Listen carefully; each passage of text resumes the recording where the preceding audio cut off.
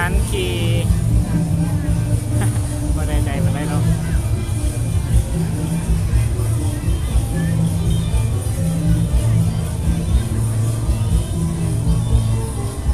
จะเป็นปัญญาสุด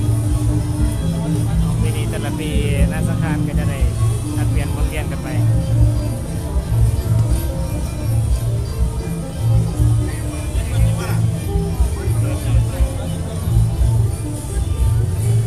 ทีนี้สร้างภาพมาไลฟ์สดเนาะนี่แม่นน้องผ่านกับวิโรภพที่เป็นตำนานของการดินบุญปีใหม่เล่า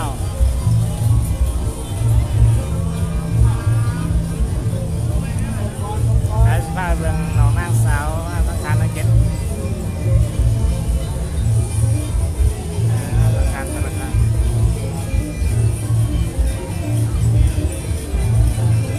ตัวนี้แม่นผ้าสังขารน้องรับสองสาวต่อไปแม่นน้องรับสองน้องรับสามน้องรับสามมีสี่น้องสาวน้องนางนักเก็ตมีแต่ของงามเนาะ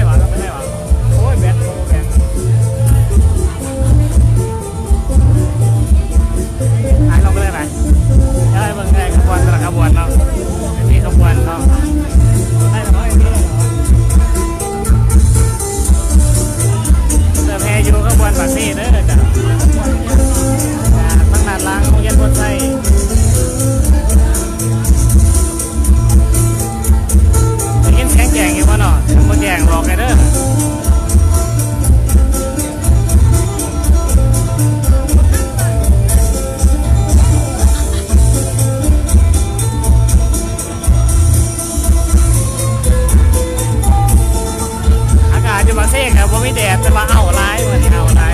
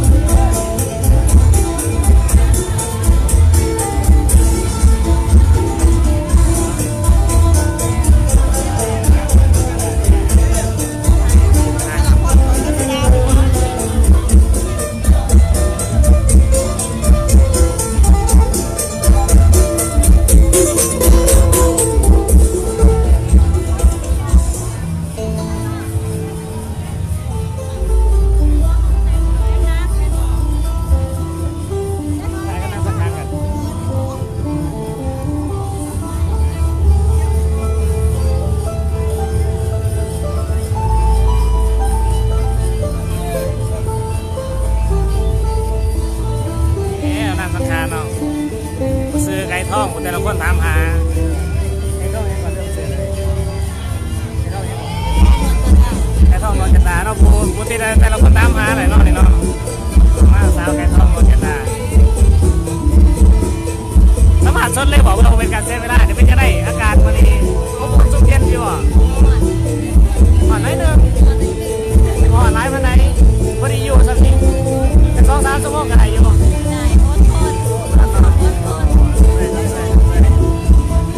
วันนี้ไม่ได้อากาศก็ร้อนเพราะวันนี้ก็อยู่อยู่เนาะแล้วใช้ราหาโมงแฮนี่วันนี้ไม่ได้อากาศร้อนจะบอกร้อนอยู่วันไหนบอกมันธรรมดาการแจกมันแล้วมันบอกเอาวันนี้ไม่ดีจะบุกเย้ากันไหนไม่ใช่ไหนเราการแก้แม่นะจริงงามเลยสิเก็บบุกไทย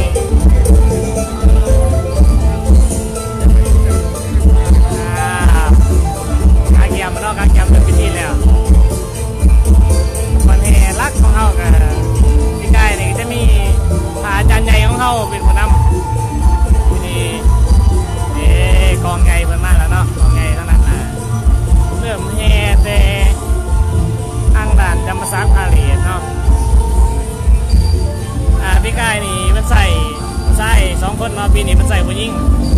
ไม่ใช่ได้น้องนางสาวมาจากไซนี่นะบ้านเขาขย่อฮะบ้านเขาขย่อเอาขย่อมเขาอยู่เหรอโอ้ใกล้ๆคิดนี่ไงนี่ตะวันโอ้วันนี้ดิฮะเอาขย่อมเหมือนกันแย่นอยู่ใส่หลังแย่นอยู่พ้นไส้นี่โอ้แห้งไก่เนาะพี่กายมาใส่ผู้ไส้เนาะปีนี้ใส่ผู้หญิงเนาะสุดๆเด้อเห็นคนใจรัวๆนี่จะได้เนาะแล้วจะได้บนขนาดหนาเด้อมันยังมีขบวนเข้าใส่ลายพันคนไก่เบอร์โทรจากตัวมันจะคล้องผ่าโดนงับนะโอ้ได้เพราะว่าจะไอ้พี่กินหรอโอ้บอกเพิ่นไปเอาอยู่กินนี้ต้องเติมสมเด็จกันเลยต้องเติมสมเด็จคือวงเวียนนี่วงเวียนนี่แอนอยู่วงเวียนนี่นะวงเวียนนัดพูดนี่เจ้าอยู่ที่นี่กับไปสมเด็จเนาะมันกำลังแห่ไปแล้วเนาะ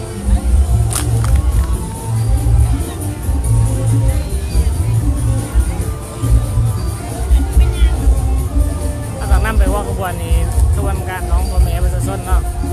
เป็นปกติงานดองเขาก็จะมี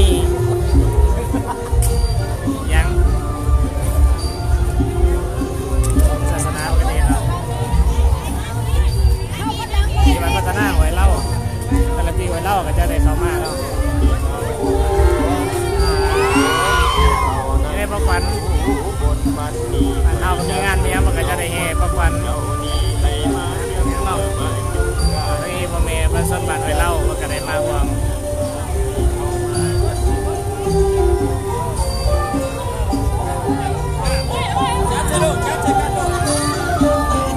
พัฒนาบันทง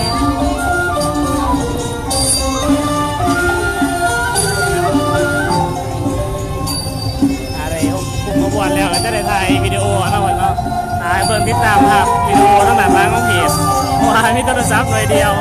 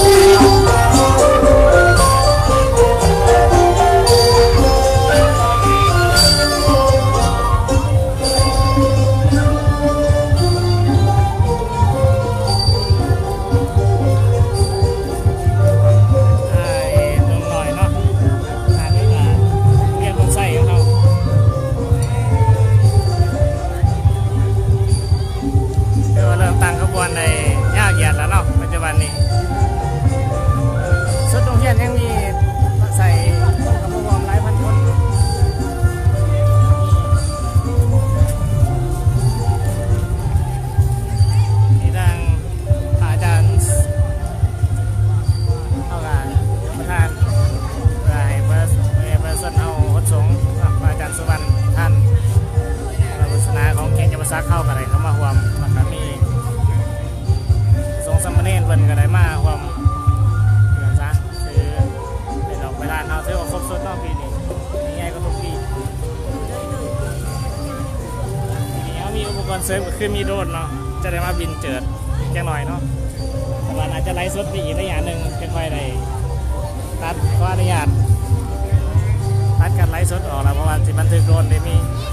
โทรศัพท์หน่อยเดียวแต่ว่าน่าจะเป็นวิดีโอแล้วก็เสียงมาตัดต่อเอา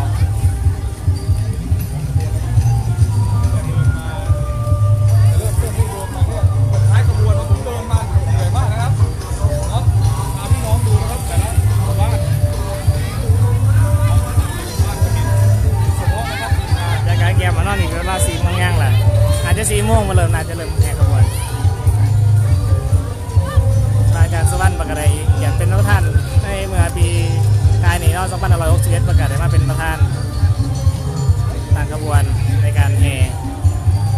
ท่านใดครับมุมสูงไหนน่าจะงามเนาะแต่ว่าคนใจลอยแจ็คน้อยเด้อแต่ว่าตาเดี๋ยวหาติดตามเหตุน้ำล้างล่ะจึงค่อยในเบื้องบันทึกตามวิดีโอขึ้นล้างเพราะว่าตอนนี้กำลังไลฟ์สดอยู่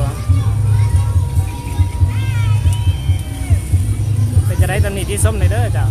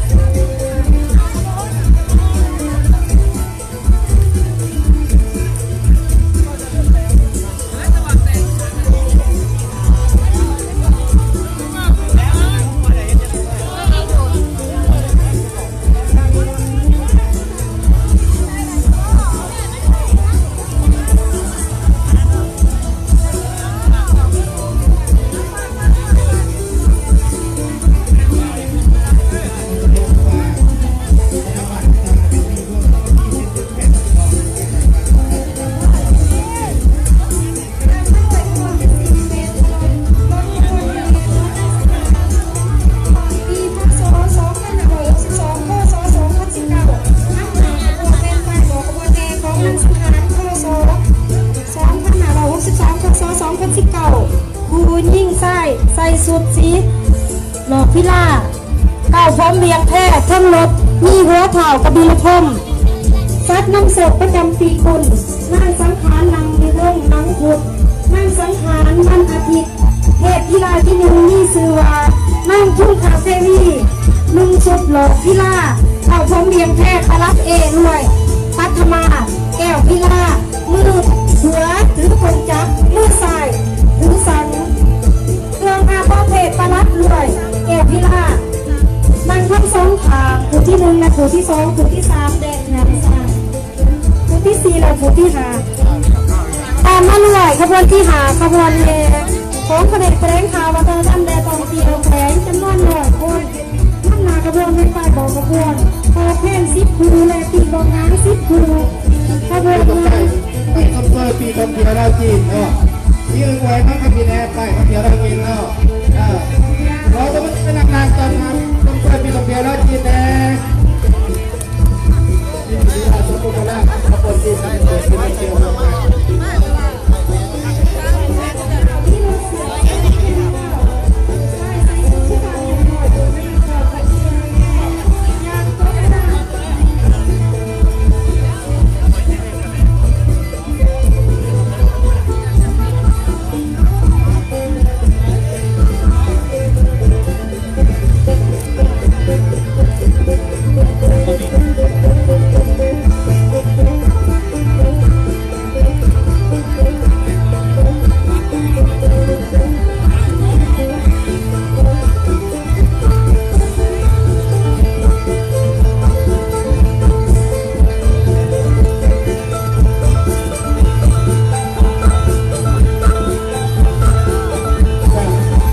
าเสียงว่าก่อนเนาะขอความรับประทานเราคือการจบที่ยังเป็นนักการเจ้าขอเวลาสัก5 นาทีเนาะ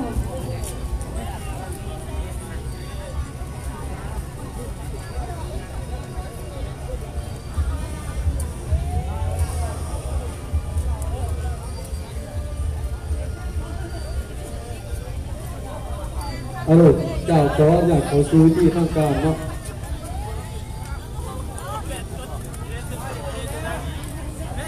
ขอน้อมนมัสการพระเทระบุเทระ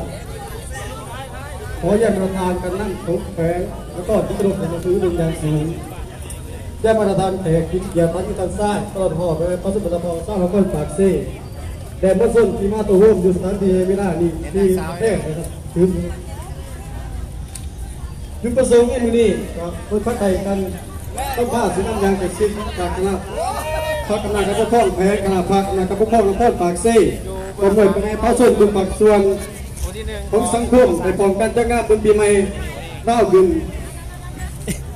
ซึ่งเป็นร่ำบุญต่างแง่ท่านยกมาเป็นนี่ของสาวเล่าเนาะแต่ที่พันกับกันบุญปีท่องเที่ยวเล่าจีนปี 2019ในพิธีห้องสนุนขอแสดงความยินดีต้อนรับทานปริญญาเอกบุญทองมีไส้กรรมการสุขางภาค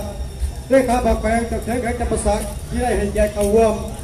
ในครั้งนี้ขอแสดงความสงสัยขอแสดงความสงสัยทานสุริวัฒน์วัฒศิลป์คณะประจำภาคแฝงเลขาภาคการละครปากซี่ได้ให้แจกเข้าร่วมขอแสดงความสงสัย ขอแสดงความสงสัยประธานในคณะประจำพรรคแขวงห้องเจ้าแขวงกรรมการพรรคแขวงประธานในคณะประจำพรรคกระข้อนกรรมการพรรคกระข้อนปมด้วยภรรยาการนำทุกภาคส่วนก็ให้เกียรติกับผมขอแสดงความสงสัยขอแสดงความสงสัยประธานในคณะสมาชิกพรรคสภาแห่งชาติประธานในคณะสมาชิกพรรคสภาพระส้นแขวงจำปาสักก็ให้เกียรติกับผมขอแสดงความสงสัยขอแสดงความสุขยินดีต้อนรับฝ่ายกองศูนย์ใหญ่แห่งสาธารณรัฐสังคมนิยมเวียดนามผู้ประจำการสีแขงภาคใต้ขอแสดงความสงสัยขอแสดงความสงสัยประธานสังคมจีนประธานสังคมเวียดนามพร้อมคณะขอแสดงความสงสัย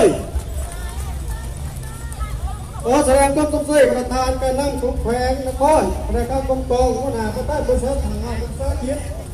ทหารตำรวจและก็หน่วยประชาชนแต่กิจข้อคณะการเทศผู้ประกอบการบริษัททางงานของเรือการส่งต้องรับผักเซ่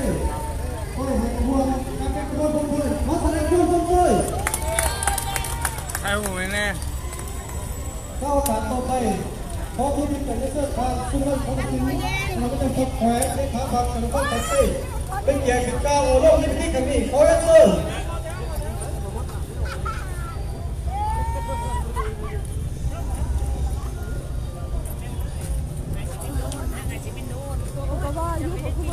เจ้าไอ้เบิ้ลนี่เนาะเป็นแห้งไอ้ลูกแห้งไอซิวิน